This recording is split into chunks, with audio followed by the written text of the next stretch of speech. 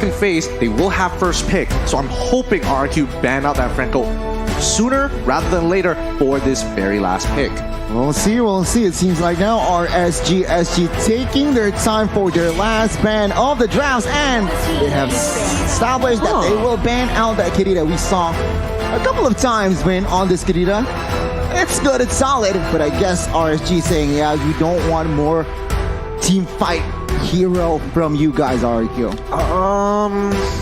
That's kind of interesting because they already have the Eve. Were they expecting Vin to go and pick it up as a support to try and one-shot either Valentina, which is already hard enough, with the Petrify, or maybe even the Beatrix to jump into the backline? Because for all we know, they could technically give Lapu Lapu over to R7 and does the same job, if not even better.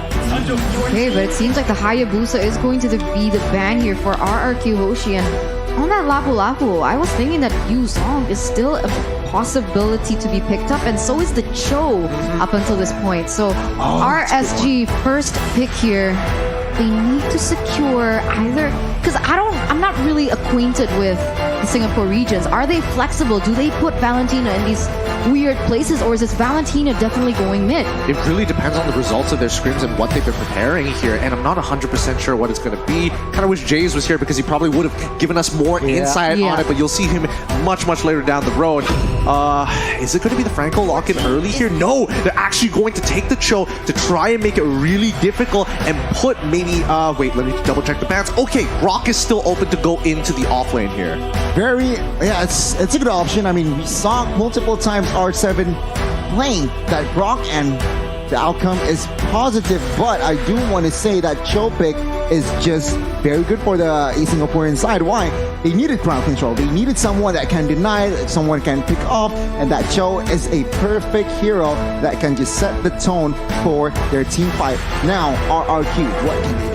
They want to be able to get into that backline, right? Because right now, the only person that they can do that is the Fredrin. So I'm thinking someone crazy here, but okay, Kufra is going to be the choice to close out the drafts, as well as the Lapu Lapu that Gideon mentioned earlier. And it makes sense, right? This was something that I was concerned about. How will they go into the backline? They've solved it, but now RSG with the response, who are they going to be picking up next? That's a tough question, but a very good hero here.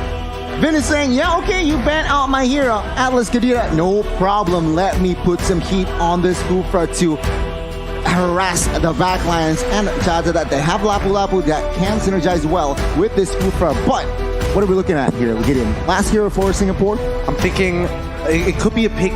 It could be a Franco, it could be a Yuzong here. One of the... All right, I wasn't expecting this, to be honest. This time around, Ray is going to be like, you know what? I'm tired of these util. I'm not a tool. I want to carry this time around. We got some power picks and a Valentina in the house.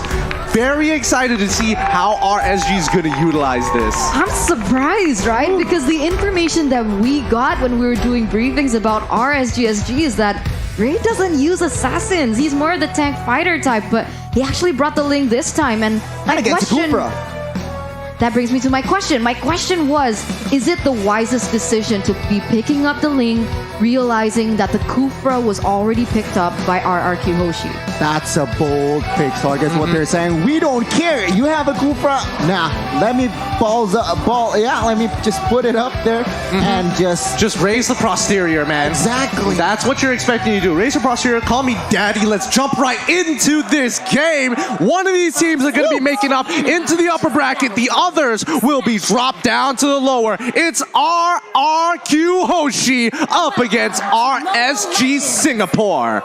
Already so much tension, even in the audience, anticipating this next matchup. It's going to be do or die right now. As you can see here, Bray is going to be starting on the red buff first. A different pathing here, but they might clash both sides. So we'll see here. Again, spell check, item check, well, emblem check.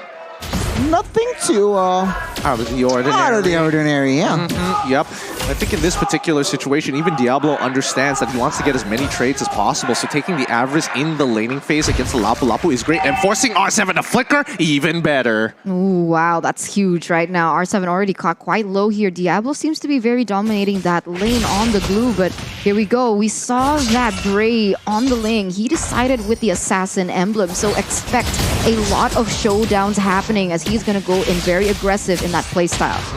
Yep, and here we go. I mean, when we looked at the keys to victories the last time, RRQ needed to look for those hard initiators, and I mean, that's what we see with Vin on this Kufra. Let's see if they can control the tempo as much as they want, because RSG, even though they don't necessarily need to fight, they can go for split pushes if they want to. They have a very mobile comp with Ray and Lolzy already on two of the most mobile heroes in the game.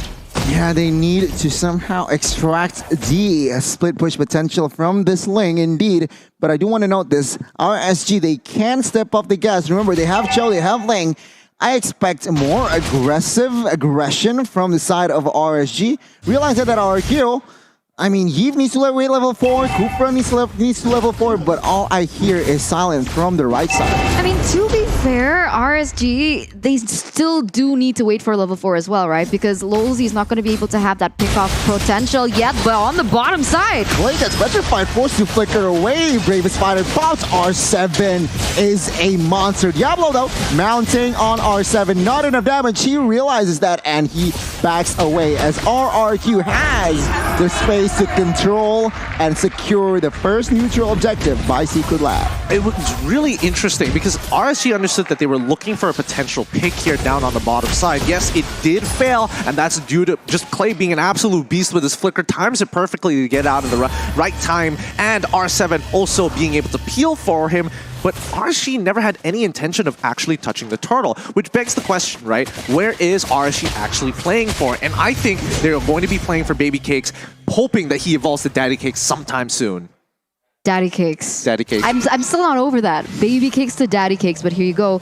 Been already charging for Lolzy, still going to be able to get out for now, but you can see that both teams, they're trying to vie for that mid lane pressure, and honestly, Valentina is very good at clearing those waves, but the rotations seem to be lacking as compared to RQ, who are already in this top side. They want to punish, but notice that RSG on the bottom side making the same moves. Oh, Lolzy gets caught here. Tyrant's Rage and Revenge connecting, but not enough damage. Lolzy taking that, even he holds the flicker, but bot side 2v1 now. Wheel Inflation pops Bravest Spider. R7 flickers away. And no casualties for the first 3 minutes. This is how SG strives, right? They are reading the map really well. RQ is trying to make some moves on their side, but the defense coming out from the Singaporeans, impeccable. Oh, Lolzy trying to find the right Jekundo. Oh, flickers to the wrong side. Bray, times of blade. Real Inflation in the backside, too far off. And now we can see here 1 man, and that is Diablo.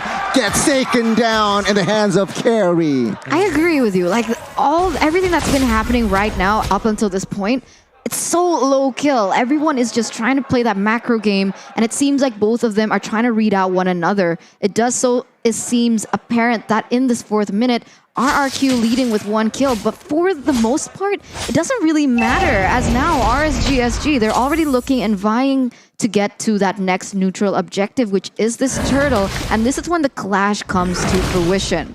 And you can tell that RSG actually want to contest for this. They're posturing themselves ready to collapse on RRQ, looking for their rotations and cutting them halfway through. 5 men already in that vicinity. Lolzy opening. Oh, flicker! Jekundo connecting onto his Clay, and we can see here the damage trying to find end. Baby Cakes flickers as a defense as well. Real Revelation been the one to fall first, but in the backside, it is actually going to be Lolzy. Finds also gets taken down as Bray is in a bad situation. A 2 main damage dealer as Skylar finds the triple. That's not good. That's not good. You don't want to be putting gold onto Skylar, who is on the hero like Carry, who can snowball into that later stage of the game. For the moment, RRQ Hoshi, they had the better trade. 3 members taken down. They got the objective as well. And now they're going to go for a turret in this top side. And we got to check out exactly what happened, because here is the instant replay by TikTok. Yeah, and like, keep your eyes on Albert right now. Yes, it was a very good move right at the very beginning, but then Albert caught and immediately taunted the lane, causing the double kill to occur. They are still peeling heavily for Skylar, and they are revolving around his playstyle. For now, Clay, he's just trying to scale up. He's trying to get as much gold as possible. He's not expected to get kills, but the utility of his ult that he brings to the table is just far more valuable. So let's quickly look at the items, and yeah, we don't see a defensive build coming out from Clay. Immediately, Ice Queen's wand. Right now, we can see the disparity of gold in the gold laners as well. 4,900 with an example of 3,900. So right now, Carry is how many items above the Beatrix? To be fair, Beatrix is trying to build a more expensive item, and yes, Corrosive Scythe is a little bit cheaper. Not to mention that he already has the Swift Boots. There we go. Bladed Despair. I would have wished that Baby Cakes was able to finish one item rather than try to greed out to get the second one's components ready, up and ready. But hey, that's just me. Oh, Losey, questionable target there. Still able to back off RRQ. Good setup though. As take a look at Skylar. You have 6 minutes in. 4 kills already. But I haven't seen Vin really get his ultimate on the right person just yet. I feel like every time they go for an engage, he hasn't been able to maximize the potential that he actually has. I think he understands that he doesn't have to, right? Because if he engages and fails, that puts his team at a bigger risk of giving free gold over to RSG, and that's not what they want. They want to slowly build up the lead. They have a 2.6, and now it's just small cuts upon small cuts. Oh, where Dragon Vin gets taken down. Take a look, Losey there, taking a lot of heat as Clay finds the kill. And now Roy's in trouble. Skylar finding the kill as well, but Bray finds compensation, takes one down. And now Diablo using the split against Skylar. He mounts him. Can he make something? Baby Cakes shut down. And there you go. Baby Cakes though will be traded back by R7. It's scrappy. It's everything. And this is RRQ. Okay, honestly, I have to say, R7 should live this, but I have to say, Baby Cakes cannot be missing those shots on a stunned target, man. He was predicting the movement. He should have just shot as soon as the stun connected. Seeing now the turtle here, RSG, trying to grab space. Oh, Vin gets caught. We'll see. That Bray patiently waiting for the execution as now Diablo in the backside. But take a look at the backside here. R7 gets caught. Skylar though finds Diablo, traded back, and now it's going to be an all-out war. Losey down, and we can see Albert claiming the neutral objective, but Bray will find Skylar in the process. 3-4-2, but RSG lost the turtle. Yeah, they lost the turtle. It's really unfortunate. Albert, as of right now, is still at the exact same level as Ray, so it should have been a very clean 50-50. Let's see how much more punishment they can actually put. They don't actually get the mid-tier 1. That's unfortunate. Wait, now actually Baby Cakes is going to whittle it down. So regardless, even though there is going to be more gold and EXP on the side of RRQ4 now, RSG's punishment after the turtle is going to be a big swing. That 2K lead, now absolutely gone. Yeah, ping pong match all across the board here between RRQ as well as RSG, as even though Bray is on that emblem, he is still going to be able to get a neutral objective take as well as a tower in that top side. So slowly but surely they are advancing according to their keys to victory, where it's said that they were supposed to focus more on these objectives, and that's exactly what they're doing.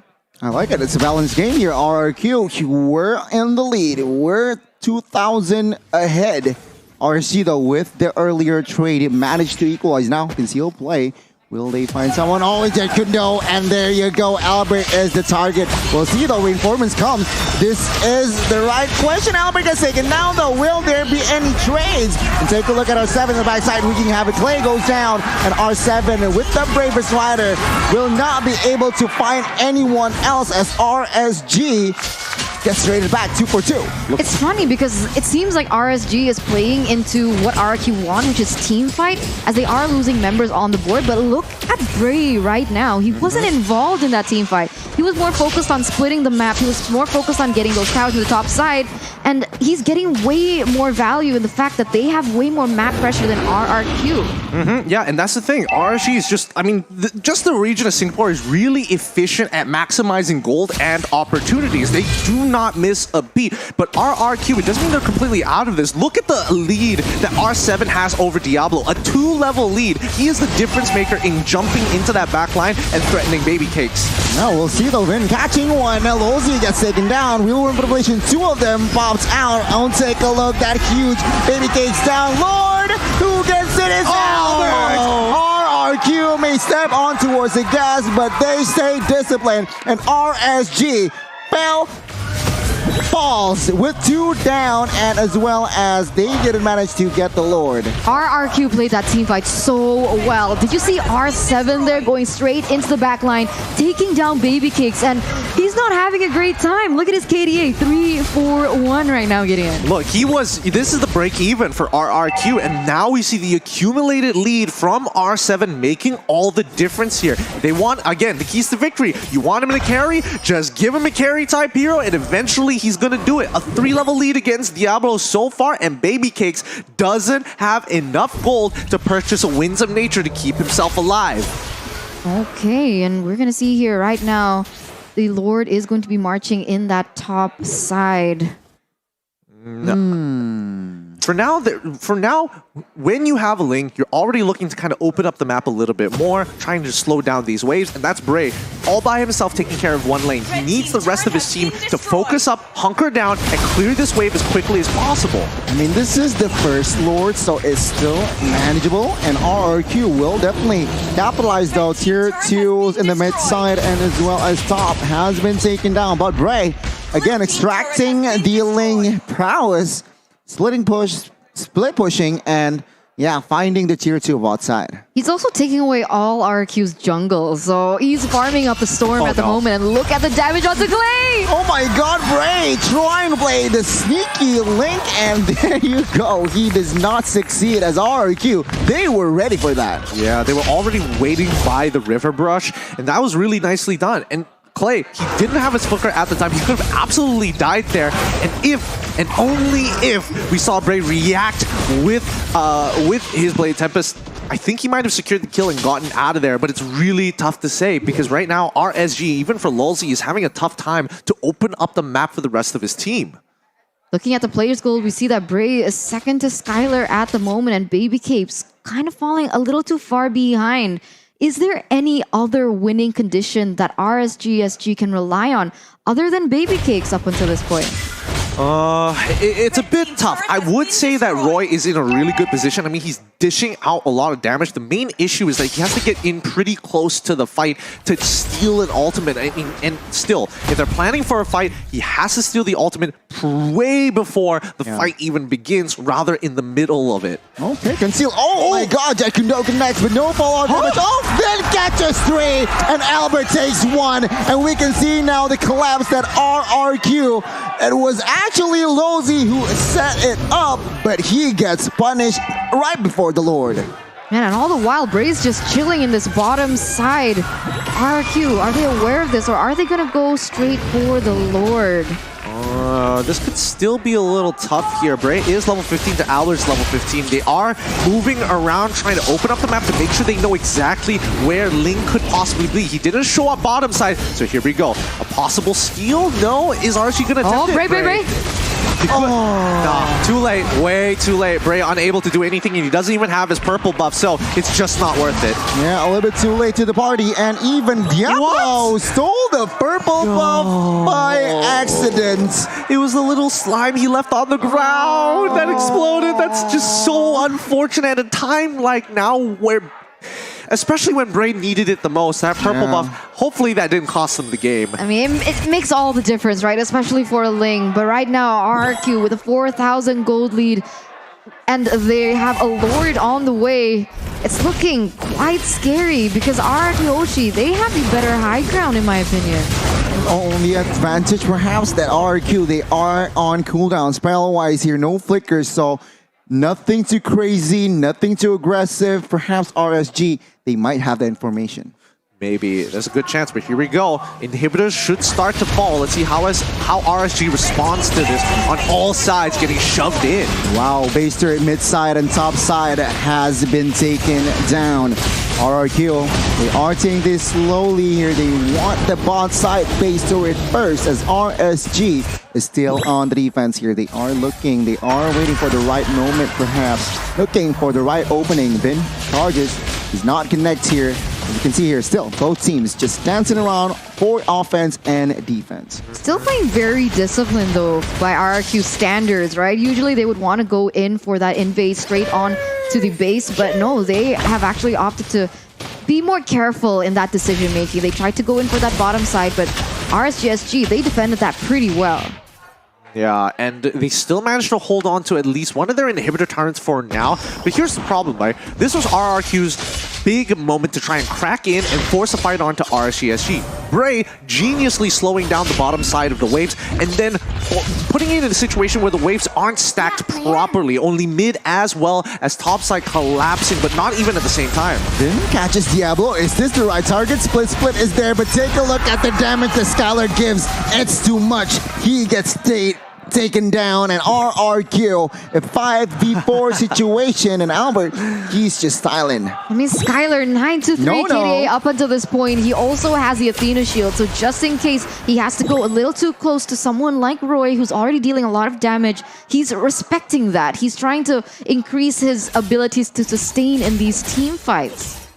It's tough. It's tough. Again, RSG is really relying on Lolzy. And yes, Lolzy is trying to make these plays. He's dying for them. But right now, I'm looking at Roy, and I need him to make a heroic play somewhere. He needs to back Lolzy up. He needs to be an active threat on the map. He's 0-1 and 8 so far, and 8 of those assists was with his team.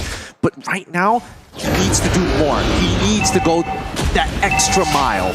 Yeah, I get your point here as Bray. He's just chilling. He's just trying to do what he can do as a Ling behind. And yeah, I can see here the Lord is already contested. Yeah, it doesn't feel like Bray is chilling. He's doing so much for his team with splitting those waves. But once again, the contest for the Lord. Have to fight. Oh my god, catches Subin with that Tyrant's Rage. Mortal bombs everywhere. Baby Cake, the first one down. Not a good sign as 1, 2, 3, 4 bodies has already been collected, and Bray gets shut down. Double kill for Clay, and this is going to be the end for RSG. The Kings of Kings will be confirmed securing the upper brackets. RSG will not be able to do and fight, will have to fight from the lower. Another crown for them to crush as RRQ Hoshi win this with a very dominant performance. At some point, it could have been RSGSG, but the way that RRQ played, they left nothing up to chance. They made little to no mistakes for RSG to capitalize on. And congratulations, as RRQ Hoshi are going to battle throughout M4 in the upper brackets. GG, well played to the Kingdom here. Absolutely crushing it. Skylar doesn't feel like he missed position. Same goes to Clay. Their team moves as a unit, and the Kingdom sticks together. The franchise giants face off, and it is going to be RRQ who will take the throne for now. But yeah, congratulations again, RRQ. Wow, what a performance. A solid one. I feel like it was quite textbook.